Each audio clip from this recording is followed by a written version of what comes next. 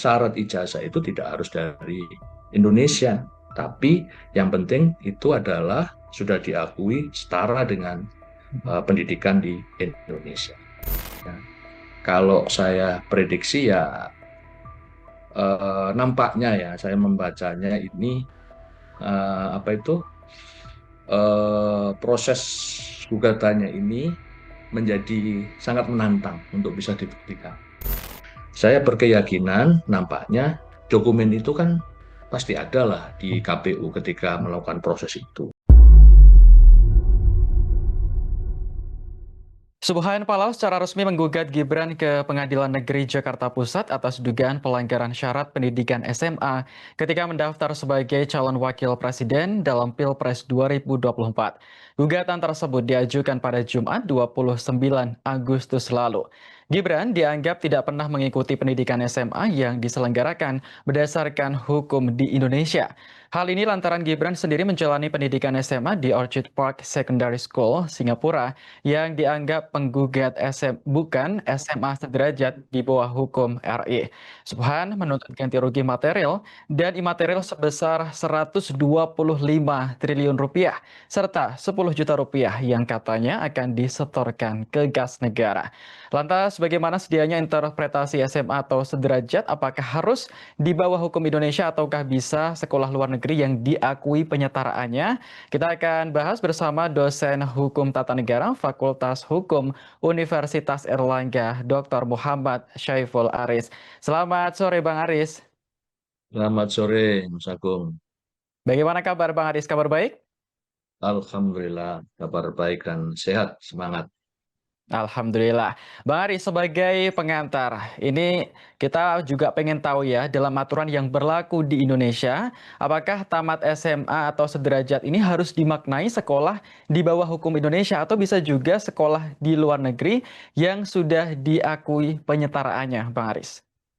Ya, terima kasih pertanyaannya, Mas Agung. Jadi, saya mulai dulu ya berangkat tentang presiden ini sebetulnya syaratnya itu diatur di dalam konstitusi, di dalam Undang-Undang Dasar Negara Republik Indonesia tahun 1945 itu memang diatur secara umum. Jadi kalau kita lihat di pasal 6 Undang-Undang Dasar kita itu mengatur syarat umumnya, yaitu calon presiden dan calon wakil presiden itu harus seorang warga negara Indonesia sejak kelahirannya dan tidak pernah menerima keluarga negara lain karena kehendaknya sendiri, kemudian tidak pernah mengkhianati negara, kemudian serta mampu secara rohani dan jasmani untuk melaksanakan tugas dan kewajibannya sebagai wakil presiden. Nah, kemudian itu ayat satunya ya, kemudian ayat 2 di dalam konstitusi kita itu mengatur syarat untuk menjadi presiden dan wakil presiden diatur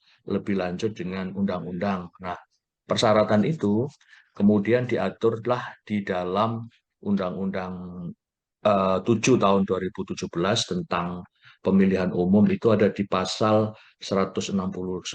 Nah, pasal 169 itu banyak ya persyaratannya A sampai huruf T, tapi yang berkaitan dengan ijazah itu ada di huruf R. Nah, yang ada di huruf R itu menyebutkan berpendidikan paling rendah tamat sekolah menengah atas, madrasah aliyah, sekolah menengah kejuruan, madrasah aliyah, kejuruan, atau sekolah lain yang sederajat. Nah, kemudian apa yang dimaksud dengan tadi yang saya sebutkan tadi, sebetulnya eh, di dalam Undang-Undang 7 tahun 2017 itu juga mengatur penjelasannya.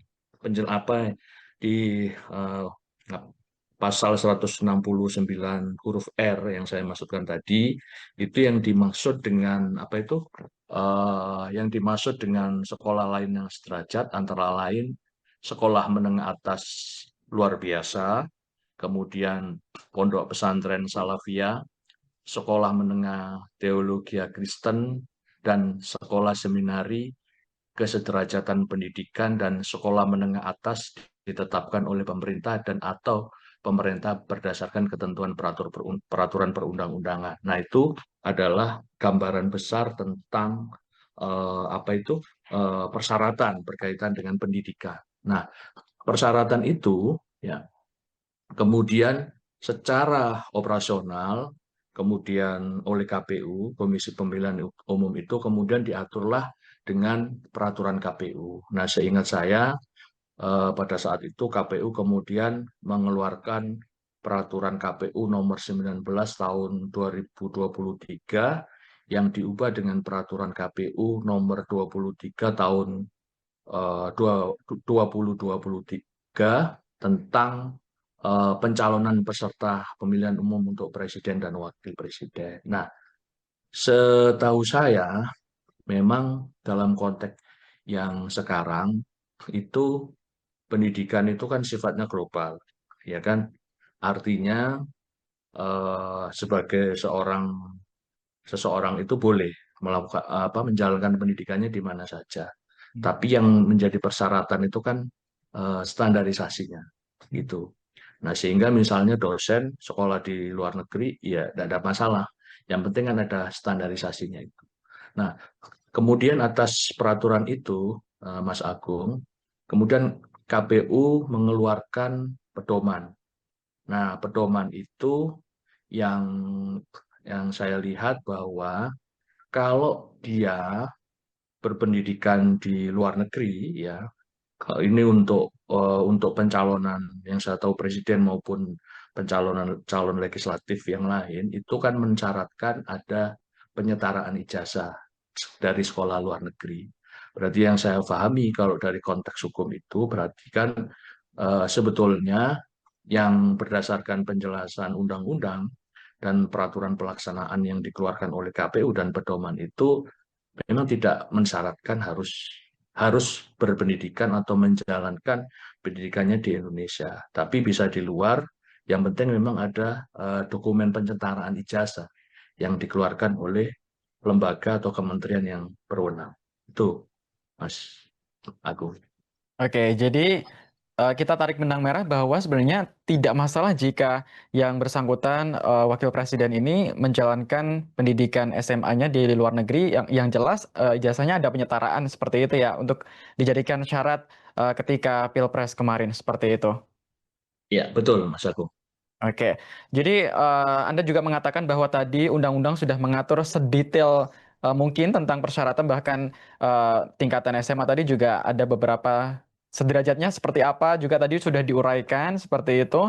Dan mengenai gugatan soal Mas Gibran ini, apakah yang dilayangkan si penggugat ini ke Pengadilan Negeri Jakarta Pusat dalam menguji syarat pencalonan capres-cawapres sudah sesuai menurut Pak Bang Aris? Atau justru ada ranah yang lebih tepat, misalnya MK mungkin? Ya, sebetulnya begini. Saya memang belum membaca secara lengkap ya permohonan gugatan. Nah, kalau yang saya baca dari apa itu dari media ya yang Hmm. saya dapatkan, ini kan sebetulnya gugatan perbuatan melawan hukum ya. Hmm. Kalau kita lihat dari gugatan perbuatan melawan hukum ini yang ada beberapa petitum ya yang saya dapatkan. Sebentar saya coba lihat yang tadi saya dapatkan. Nah, kalau kita lihat dari konteks ini, gugatan perbuatan melawan hukum ini memang secara prinsip boleh diajukan. Oleh siapa? Oleh mereka yang merasa ada kerugian. Nah, dalam konteks ini, kalau kita baca berkasnya, satu kan menyatakan apa itu eh, permohonannya adalah satu menyatakan apa wakil presiden itu tidak memenuhi persyaratan ya. Kemudian yang kedua adalah mengajukan permohonan ganti rugi ya, material dan imaterial itu. Nah, itu dalam konteks PMH, perbuatan melawan hukum itu memang diperbolehkan. Tetapi nanti secara substansinya apakah itu terbukti atau tidak, itu kan masih ranah yang sangat terbuka ya. Artinya setiap orang boleh mengajukan gugatan perbuatan melawan hukum di pengadilan negeri, kemudian tergugatnya siapa itu boleh. Tapi nanti dari situ adalah tugas dari majelis hakim untuk membuktikan apakah gugatan PMH-nya itu terpenuhi atau tidak. Nah, kalau berkaitan dengan persyaratan calon presiden dan wakil presiden dalam konteks konstitusi, kalau menurut saya, dalam pandangan saya, itu prosesnya sudah selesai. Ya, karena proses pencalonan presiden dan wakil presiden ini kan proses panjang yang sudah kita lalui. Dan kemudian perkara itu sudah pernah diajukan di Mahkamah Konstitusi ya, dengan beberapa perdebatan substansinya, tapi Mahkamah Konstitusi sudah menyatakan sesuai dengan putusannya itu, dan putusan sesuai dengan sifat dari pengadilan Mahkamah Konstitusi adalah final and binding, sehingga apapun hasilnya harus dihormati. Nah, berkaitan dengan tidak memenuhi persyaratan. Nah, kalau kalau seorang presiden atau wakil presiden itu tidak memenuhi persyaratan, itu konsekuensinya cukup serius, Mas Agung. Kenapa? Karena di dalam konstitusi kita, di dalam pasal 7A itu, seorang presiden dan atau wakil presiden itu kalau terbukti tidak memenuhi persyaratan, itu bisa diberhentikan dalam masa jabatan. Jadi masa jabatannya tidak sampai selesai, tapi bisa diberhentikan. Tetapi mekanisme atau ranahnya ini adalah yang saya pahami ya dalam konteks konstitusi kita itu bukan di pengadilan negeri, ada ranahnya. Mekanisme pemberhentian dalam masa jabatan untuk seorang presiden dan atau wakil presiden itu sangat ketat diatur di dalam Undang-Undang Dasar kita. Begitu karena memang untuk menunjukkan bahwa seorang presiden dalam sistem ketatanegaraan kita menganut sistem presidensial, maka seorang presiden itu harus kedudukannya atau dalam masa jabatannya harus memang didukung oleh konstitusi secara kuat gitu. Tidak bisa serta-merta seorang presiden dan wakil presiden itu bisa dengan mudah diberhentikan dalam masa jabatan. Gitu, Mas Agung. Baik, Bang Aris, tadi kalau kita bicara soal persyaratan seorang calon wakil presiden, ini kan pasti juga yang tadi Bang Aris bilang melibatkan KPU seperti itu selaku pihak yang mengurus pemilu dan persyaratan-persyaratan sebagainya.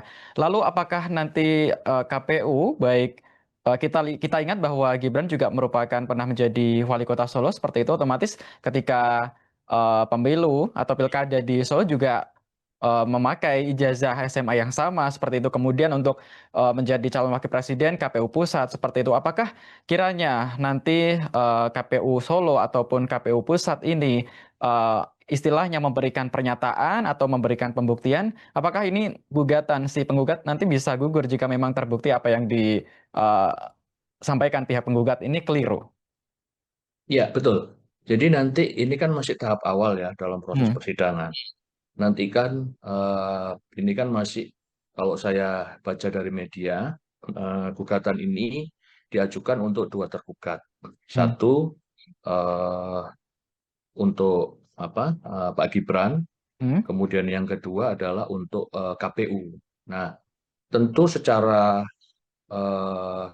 konsep dalam hukum, kedua belah pihak ini diberikan kesempatan untuk saling membuktikan. Jadi kalau kita lihat dalam hukum acara perdata ya, yang digunakan di pengadilan negeri secara umum, hari ini adalah proses persidangan pertama. Proses persidangan bersama ini kan untuk memeriksa beberapa hal-hal tertentu. Nah, biasanya kan dimungkinkan ada mediasi juga. Nah, nanti dalam tahap berikutnya, kemudian eh, para tergugat, tergugat satu dan tergugat dua itu, Mas Agung, itu diberikan kesempatan untuk melakukan apa itu istilahnya jawaban terhadap gugatan.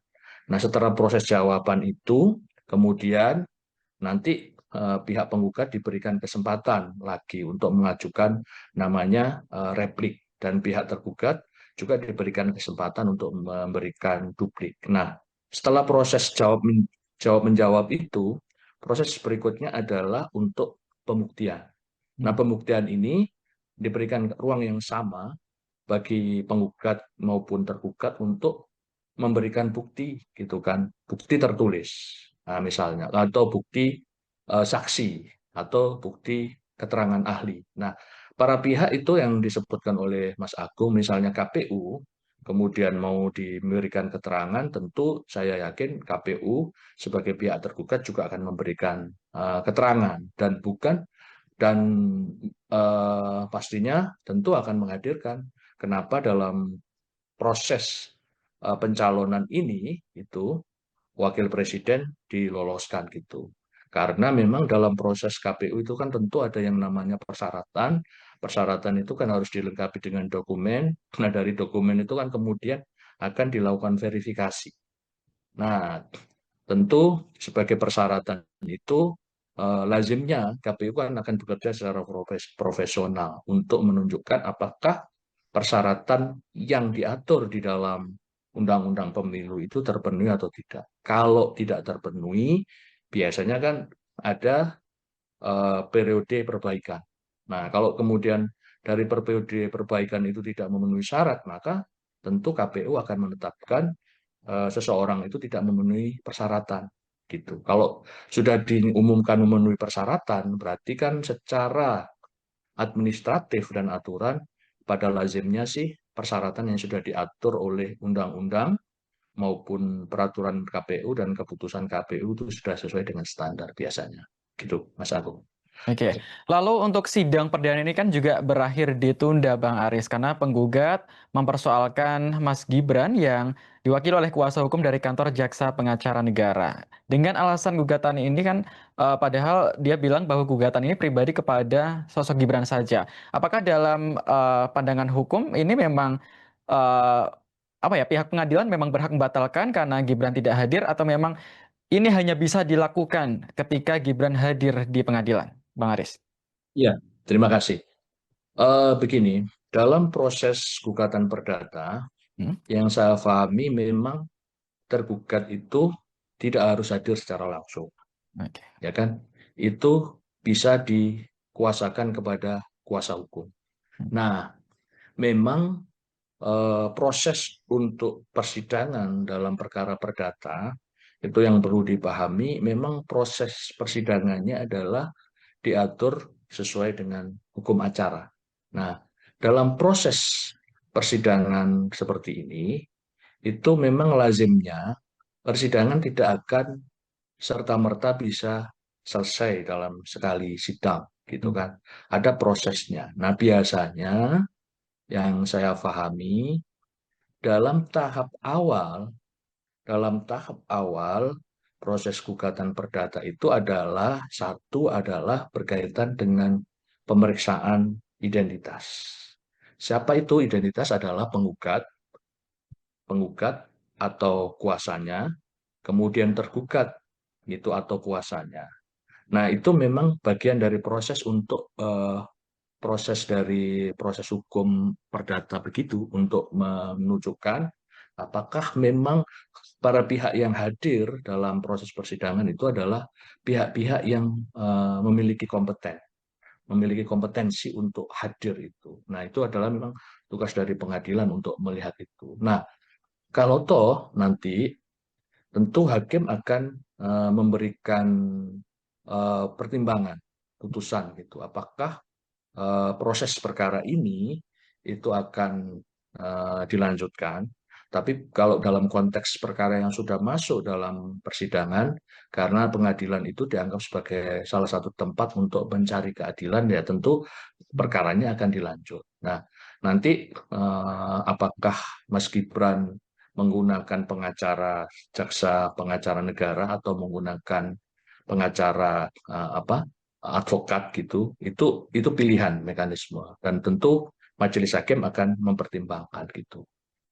Gitu Mas Agung. Baik, saya masih penasaran dengan apa yang disampaikan oleh penggugat bahwa beliau menggugat Gibran sebesar 125 triliun. Kalau dalam pandangan hukum seperti apa Bang Aris menghitungnya? Tentu ini bukan angka yang asal-asalan pastinya, ini kan sudah diperhitungkan. Kalau dalam hukum seperti apa gugatan yang dilayangkan kepada seorang wakil presiden sehingga penggugat ini menemukan angka 125 triliun ini kerugian dihitung dari mananya Bang Aris?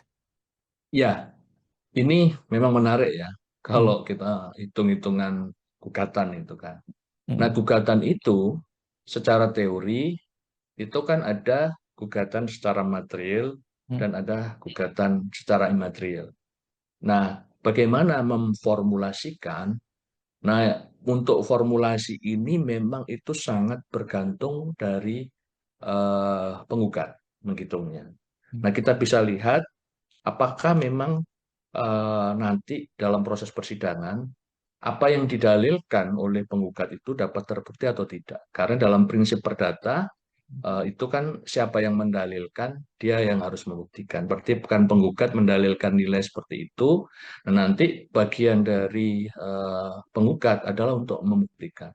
Tapi yang saya pahami, nilai angka yang gugatan material itu secara umum bisa dihitung, ya kan? Berarti secara umum angkanya dapat berapa, itu bisa diprediksi dengan kalkulasi yang rasional. Tetapi seringkali penggugat itu dalam beberapa kasus gugatan itu mendalilkan gugatan imaterial. Nah, gugatan imaterial itu yang agak susah untuk dihitung karena itu kerugian yang tidak terukur gitu. Nah, siapa yang bisa menjawab kenapa bisa muncul seperti itu? Ya tentu dalam pandangan saya penggugat sendiri yang bisa mendalilkan itu. Nah, apakah angka itu yang dimohonkan itu terbukti atau tidak, itu kan nanti proses persidangan. Nah, sehingga ya tentu ya kalau dari standar yang saya pahami dalam konteks hukum memang tidak ada penghitungan rumus pastinya untuk kerugian itu. Itu, Mas Agung. Baik. Lalu kalau menurut Bang Aris, seberapa besar kemungkinan gugatan yang dilayangkan pihak penggugat ini berhasil? Bagaimana potensinya? Apakah 50-50 karena kita baru awal belum melihat ke depan seperti apa? Apakah ini gugatan bisa terima atau gugur pada akhirnya? Bang Aris sendiri pandangannya seperti apa? Ya, kalau kita lihat sebetulnya ya, dari eh, gugatan yang diajukan, saya membacanya sih ini masih awal untuk Hmm. dilihat ya. Artinya, kalau yang saya pahami ya, berkaitan dengan apa gugatan ini, ada beberapa aspek yang harus kita lihat ya. Kalau saya prediksi ya, nampaknya ya, saya membacanya ini apa itu proses gugatannya ini menjadi sangat menantang untuk bisa dibuktikan Hmm. gitu. Kenapa? Karena kalau yang saya lihat itu misalnya penggugat mendalilkan tidak memenuhi persyaratan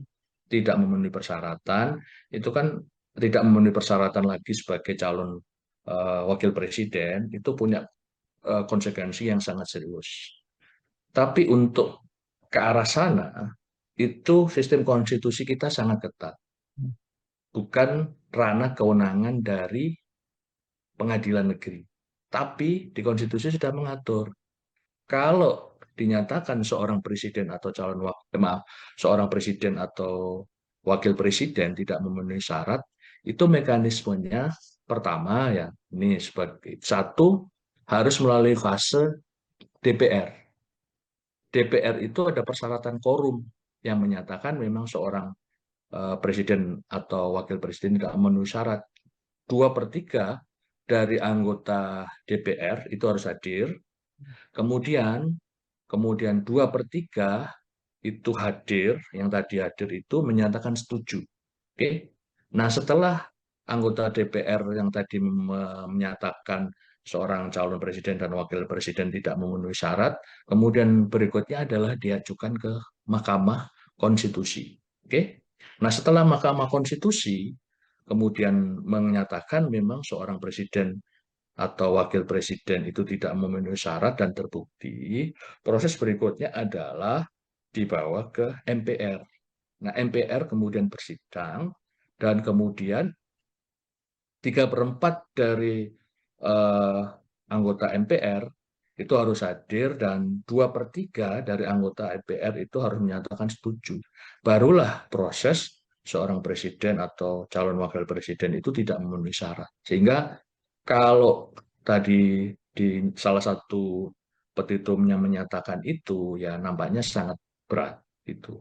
Nah, kalau persoalan tentang ganti rugi yang material dan imaterial yang jumlahnya triliunan tadi juga eh, nampaknya proses pembuktiannya menjadi sangat menantang untuk bisa meyakinkan majelis hakim. Kenapa begitu? Dalam prinsip hukum, seorang hakim itu harus memutus berdasarkan setidaknya dua jenis alat bukti. Nah, dua jenis alat bukti apa? Kita belum tahu. Ditambah dengan keyakinan hakim. Iya, itu Mas Agung. Baik, lalu dari pihak tergugat dalam hal ini adalah Wapres Gibran dan juga KPU. Apa yang mereka bisa tunjukkan agar gugatan ini bisa dimenangkan? Apakah dokumen yang menyatakan bahwa ijazah Gibran sudah distandarisasi atau sudah disetarakan? Atau seperti apa bentuk bukti agar mereka ini bisa memenangkan gugatan ini, Bang Aris? Ya, tentu saya yakin KPU sebagai salah satu tergugat Hmm, dalam proses tahapan eh, pemilihan presiden dan wakil presiden itu kan melalui proses yang cukup panjang ya. hmm, Nah, salah satunya adalah pada saat fase pendaftaran. Nah, hmm, pada saat pendaftaran itu kan ada persyaratan yang harus dipenuhi oleh para calon presiden dan wakil presiden itu waktu-waktu itu. Kemudian ada tahapan verifikasi yang apakah calon presiden dan wakil presiden pada saat itu memenuhi syarat atau tidak.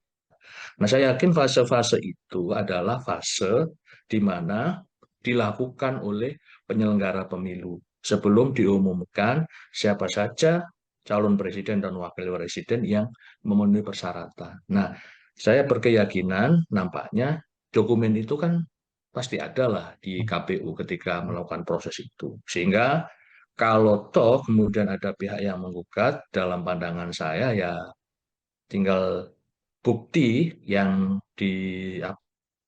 dimiliki oleh penyelenggara pemilu itu ditunjukkan apakah memang eh, Wapres Mas Gibran itu punya persyaratan yang seperti yang didalilkan itu. Nah, kalau pandangan saya memang setahu saya syarat ijazah itu tidak harus dari Indonesia, tapi yang penting itu adalah sudah diakui setara dengan hmm. pendidikan di Indonesia. Gitu. Baik, lalu kalau dari pandangan Bang Aris, apakah gugatan ini bisa dikatakan murni atau lebih ke arah nuansa politis terhadap posisi Gibran sebagai wakil presiden, Bang Aris? Karena kalau kita lihat Presiden Prabowo ini kan juga SMA-nya di luar negeri, bahkan SD hingga SMP-nya juga nggak di tanah air, Bang Aris. Anda melihatnya seperti apa? Nah, kalau yang apa pertanyaan berkaitan dengan ada kepentingan apa, tentu saya tidak punya kompetensi untuk menjawab dia. Hmm, Tapi ya itu yang bisa menjawab adalah penggugat sendiri. hmm. Baik, lalu posisi hukum Gibran ini sebagai pejabat negara kan sekarang kan sudah dilantik dan sudah menjalankan tugasnya. Berarti seolah-olah nanti ketika kita lihat gugatan ini hasilnya seperti apa, jika memang penggugat menang, berarti ada mekanisme untuk Gibran bisa diganti seperti itu. Dan jika ini si Gibran dan juga KPU menang, dalam hari ini bisa membuktikan bahwa apa yang didalilkan oleh penggugat ini keliru. Apakah ada kemungkinan si penggugat ini istilahnya digugat balik atau mungkin dipidanakan atas atas apa yang sudah beredar, Bang Aris? Ya, yang saya pahami dalam Hmm, gugatan perdata itu memang dimungkinkan ada gugatan balik. Ya, hmm, jadi pada saat penggugat, maaf, pada saat tergugat memberikan jawaban terhadap gugatan, itu dimungkinkan untuk melakukan gugatan balik itu. Nah, tetapi itu tergantung dari para tergugat, tergantung dari Mas Gibran maupun KPU, apakah mau menggunakan upaya gugatan balik itu.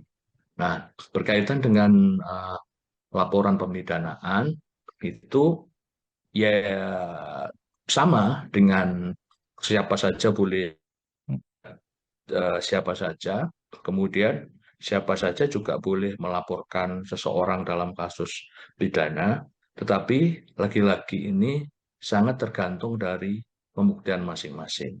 Nah, setiap warga negara punya hak itu, tetapi tentu harus dilakukan secara proporsional gitu, supaya kesan bahwa eh, apa dilihat ini kalau kemudian ada kecenderungan ya eh, apa pemerintah, para pejabat itu kemudian melaporkan ke dalam aspek pidana, kan ada kecenderungan untuk dianggap sesuatu yang khawatirnya adalah berlebihan gitu. Oke, jadi ada anggapan mungkin apa ya, anggapan negatif seperti mungkin yang beredar seorang pejabat melaporkan dalam hal ini penggugat mungkin sebagai warga sipil biasa seperti itu, Bang Aris ya. Mungkin beredarnya seperti itu. Ya, karena begini, dalam konteks konteks demokrasi, kalau dalam pikiran saja ya biarkan masyarakat sipil itu eh, menggunakan upaya yang ada. Itu dimaknai sebagai bagian dari kontrol gitu. Nah, tetapi kalau kemudian mekanisme kontrol kepada publik itu sangat dibatasi, kemudian apalagi sampai dipidanakan, nah khawatirnya ini ada kecenderungan ketakutan. Nah, ketika sistem kontrol itu tidak berjalan dengan baik, maka sewaktu-waktu dikhawatirkan akan terjadi endapan rasa ketidakadilan itu. Nah, endapan rasa ketidakadilan itu kalau tidak ada mekanisme penyalurannya secara hukum, maka dikhawatirkan akan menggunakan cara yang lain.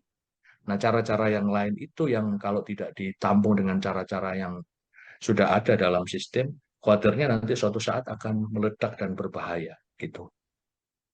Baik, terakhir Pak Aris, bagaimana Anda melihat peran dari Mahkamah Konstitusi yang sebelumnya sudah mengesahkan syarat pencalonan Gibran? Apakah putusan MK masih bisa dalam tanda kutip dibatalkan lewat gugatan di pengadilan negeri ini terkait pencalonan Gibran? Ya, kalau yang saya lihat, tentu setiap pengadilan itu punya kewenangan. Dan Hmm, ranah pengadilan kita itu kan secara umum dibagi dua. Ada peradilan yang di bawah lingkup Mahkamah Agung, hmm, itu kan salah satunya adalah peradilan umum yang sedang menangani proses perkara gugatan PMH ini. Nah, hmm. ada satu lagi dalam konstitusi kita, lingkup peradilan yang berada di bawah Mahkamah Konstitusi. Nah, di bawah Mahkamah Konstitusi ini ranahnya beda. Jadi, kalau dilihat ya tentu pengadilan negeri tidak bisa menganulir persyaratan yang sudah diputuskan oleh Mahkamah Konstitusi karena memang ranah kewenangannya sudah diatur berbeda oleh Undang-Undang Dasar gitu. Baik, jadi ini juga sekaligus memberi insight baru bahwa apa yang nanti bergulir di pengadilan negeri ini tidak serta-merta bisa langsung membatalkan apa yang diputuskan oleh Mahkamah Konstitusi. Bang Aris, seperti itu ya? Betul sekali. Baik, terima kasih Bang Aris. Kita juga akan lihat bersama-sama nantinya bagaimana gugatan ini akan berjalan, mengingat ini masih perdana, masih ada banyak kemungkinan ya Bang Aris ya, tentang pernyataan dari KPU, dari Gibran sendiri seperti apa, kita juga akan nantikan bersama seperti apa kelanjutannya. Baik, terima kasih Bang Aris atas paparannya hari ini, dan saya Abdul Laksono mewakili kerabat kerja yang bertugas pamit undur diri. Terima kasih dan sampai jumpa. Download Tribun X sekarang, menghadirkan lokal menjadi Indonesia.